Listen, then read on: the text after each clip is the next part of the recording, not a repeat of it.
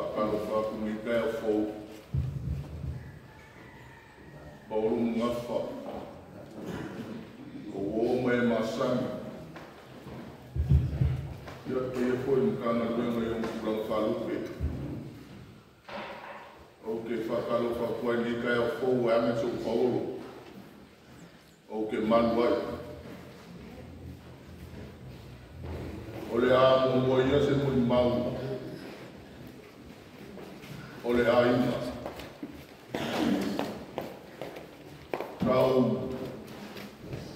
Kau sanga le sa o le Aiga me.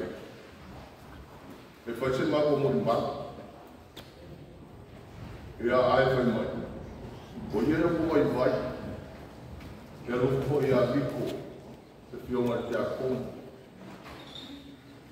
Lea la o kang whai e. Se i whai se Molimau ni mako au mau ai ki a vea. Ma le Afioga le Tiakono i a Rev.Pauaraisa. Talafaaoti. O le Molimau. A whai ua sila fia le Molimau o kasi koma e tupo. O se Molimau hona. O se kungaka e whamaoni. O se kungaka e whingala. A whiu aki mako wa inga i whale urumu kuri ai ni me whiu ai. Vito.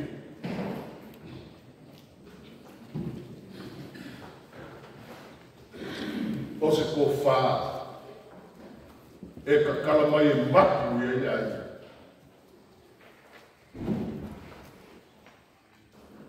A o se kungaka fo e whamaoni o tiu. E fesili e fo i ai nge. I le ko wha i le Afioga Tiakono. E whamaoni. E alofa.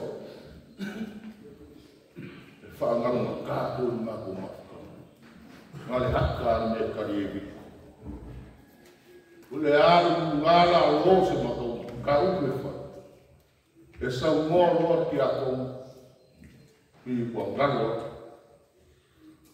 Me le whaangaro e ke wa o ke whia upol mako ai. Whaangaro e ke au mika maka. E tau mako a inga pe a mako whio.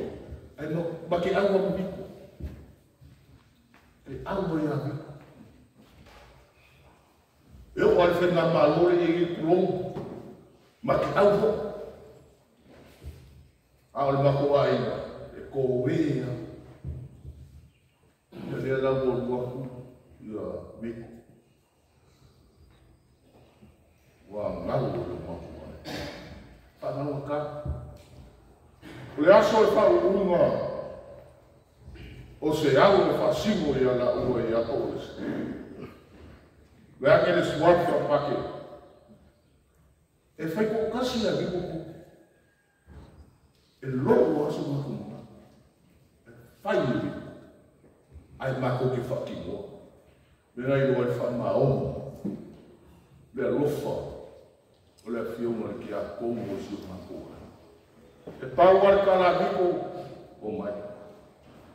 O mai e whai mea. Whai ka hia aku malak whanau. E whakimoa. Ai o mai. E le ma whai whanau e ka makasi o mako ai. E le ma whai whanau.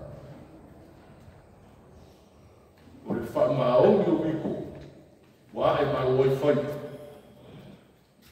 Lea, ua pākele no ngā tariki, no ngā aru, whai a onga na whangau koko, ai ai si whangau, maua runga nukanga rue. O le whai mahau ni kua,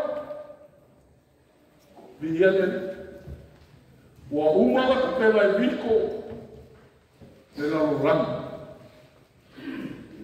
Lea ua ka pēla ua le le, ua kula i mai whangau, ele koe wharoro whare. Uru mkanga luenga sikene. Wanga ngaha kama makua. Se kama i whare kouke. Kama leo kaua alai. O koe koe whaku si o mako mai. Ai rufa ia kia si al kama leo. misa e fai fea, e awa viko mo kia mo kawala. Ia ai, au ngai maranga viko. Wa ngai kongo si o mako wai. Wai na poko. O kausoma o mako. O mako. E o ai mako sa. E lesa uan mako sa o mea viko. Ia, e rolo aso mako mo ngati. Ia mara ko whai kala mai. Yo lai ai. Yo lai mo. E maku fo i se ai mo. Whai ka. Ia leo ka penga i ko lalang e pofo e la wha mawia o ka mai. Ia rau ka anu o langi. Fo i langi ka penga le langi. Ia warfa kua. Moe la mo buat. Lunga ai mo le kako ai me. Ia o ai ai mo bua. O wikolo waru ka penga le langi. Mawia nei. Ka penga aku le misa pa i o ka ka maa. Ia, pa mawia pui le pui la ka penga malanga. Mbaua sa mua kua ka mau le langi. Ia, ia ai ni aso marunga. Koe aso nua ni mai e. Ia, pa mawia pui si o mako wai. La mako bala mai. Mai e ka maa le lei. Ka maa lofa. Ka maa. Ie o ko whapea si ai mo biko ai o biko le anga i mako ai. Pa maa oni o le lofa o biko i mako ai. O le Molimau ngā si o mako ai o toko. Ma mako ie o kausia si o mako ai o biko whaamau. O Yesu. Amen. Ia ila wawa malo whanapa. Tula ia tuai te whai sina Molimau. Maso ai, ia mo sila fia. Ia olo angkolea ta oso. Ia tanu ai ona lele yo mai le. Tina matua le me ai. Ia ole foi tato te o le taimi. Ia ai le fai foi fata dia ia le taimi. Ai le tanu ai ona le taimi. Ia Asina Molimau popo. Ia. Tanu ai era mo tu paua i lo. Mo sila fia fo. Ia. O lo ingoa. O iai. Le asi longo vi i mai sa sina.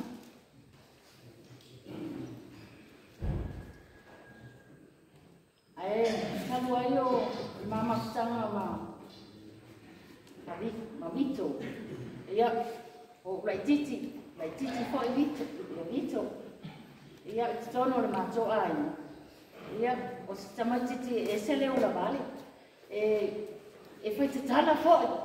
O isi taimi pe mato te lo la vale man malo le timo. Ia pe mato te tau talaiti. E o mana ta mo e Vito tuli o i ta o mato i le toi in. Ia Talafaaoti e sasa mato. E se fai te tala o le ta mau lai titi.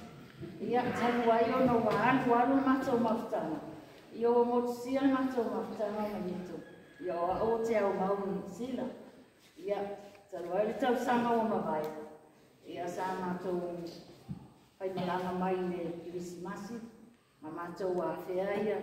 Matou o e asia. No tau atu o lo. Le o wale lama le malosi. Ia sa matou a asia le tau sanga o mawai. Sama ai lama ma le alofa. O le pato e atu la malosi. Mato atu ale a fai le tala ma tinga matua. Ia, ma lo fai le tala. Tu atu iela me alofa. Pate atu ia le tau songa fo sa. Moli na alofa ia te ia. Se mele atau waisi me te manao ia. Pate lo le tala. Ma ai oto. E leo maia. Ia teine asitana. O ta mai o tu ya si teine. Ia peitaia. O leo o mai asia. Ia. Fai atu e tina matua o te pole. O le atate no mai uma. Le atalu ele vai na le no mai fa. Le o matalo mai asi o. na longa ni fia le na tai ni no le na so ona ua maua se mafutanga ma le Afioga le Tiakono nei ia matou whakamawai matou mai i o toi fo ia tini o lo au ma le nofo ai ai sa whate ia lava le amama ina o sa uatu ia o malanga le Tiakono le o toi whaaua i toi fo i mai ia se whaamawai no nga so kurimu le ona ia ile nei yaso ia Vito e talitonu le masalusalo le loto wa ao le atua wa e nofo ai ma e oli whaatasi ma a nelu o lo i le langi ai amu ia oi o lo saule wala au e matai au lo whaate na no whai mai le Afioga pa ia le atua pe ona vivilu ai le tele le au whaatuatua e mai se le au whaina luenga le atua ma tangata uma keusi ai amu ia e whaanonoa awa e o la tau le Malo le awa whaamaka na whanaina i la tau ia o se Molimau popule ai whaatai tele lava mo le mātou au no